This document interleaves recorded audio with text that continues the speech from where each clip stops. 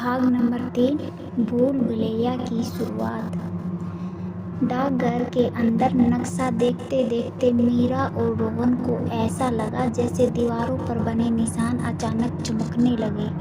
रोहन ने नक्शे की ओर इशारा करते हुए कहा, देखो ये डाकघर के नीचे कुछ छुपा है, लेकिन हमें वहां तक कैसे पहुंचना है। मीरा ने नक्शे को गौर से देखा। दीवार पर उभरे निशान किसी गुप्त दरवाजे का संकेत दे रहे थे। मुझे लगता है हमें इस दीवार को ध्यान से देखना होगा, मीरा ने कहा।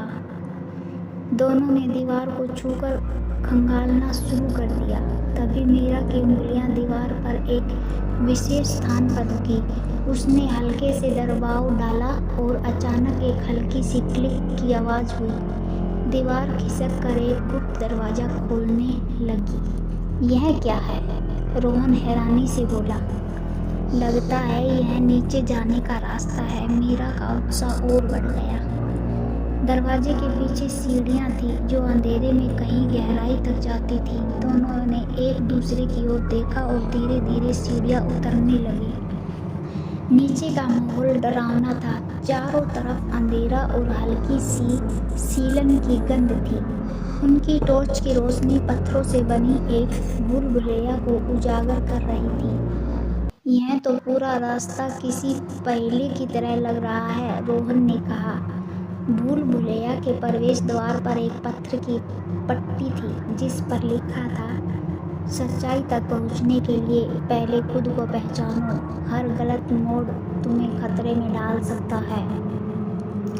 इसका क्या मतलब है? रोहन ने चौंक कर पूछा। शायद ये हमें सावधान रहने की चेतावनी दे रहा है। हमें हर कदम सोच समझकर उठाना होगा, मीरा ने जवाब दिया। भूल भुलैया में घुसते ही उनकी परीक्षा शुरू हो गई। पहले ही मोड़ पर एक लोहे का फंदा था। मीरा ने अपने तेज दिमाग से उसे समय रहते देख लिया और दोनों को बचा लिया। आगे बढ़ने पर उन्हें दीवार पर बनी एक पहेली मिली। पहेली में लिखा था, जिसे देख सकते हो वह हमेशा सच नहीं होता, पर जो अनदेखा है वही तुम्हारे सवाल का उत्तर है।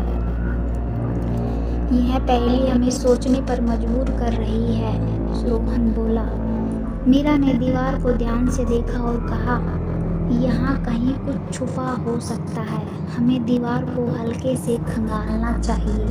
जैसे ही मीरा ने दीवार पर एक पत्थर को दबाया, एक और गुप्त दरवाजा खुल गया।